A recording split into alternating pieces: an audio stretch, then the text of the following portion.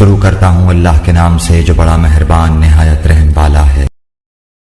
آپ صلی اللہ علیہ وآلہ وسلم نے فرمایا کہ اللہ تعالیٰ نے مجھے جس علم و ہدایت کے ساتھ بھیجا ہے اس کی مثال زبردست بارش کی سی ہے جو زمین پر خوب برسے۔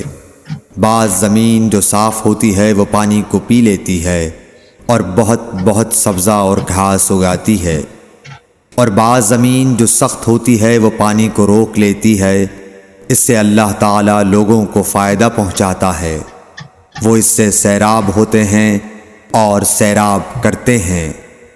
اور کچھ اور زمین کے بعض خطوں پر پانی پڑتا ہے جو بالکل چٹیل میدان ہوتے ہیں، نہ پانی روکتے ہیں اور نہ ہی سبزہ اگاتے ہیں۔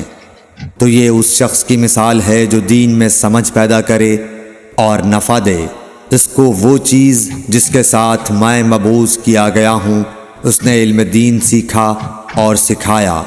اور اس شخص کی مثال جس نے سر نہیں اٹھایا یعنی توجہ نہیں کی، اور جو ہدایت دے کر میں بھیجا گیا ہوں اسے قبول نہیں کیا۔ صحیح بخاری حدیث نمبر 79۔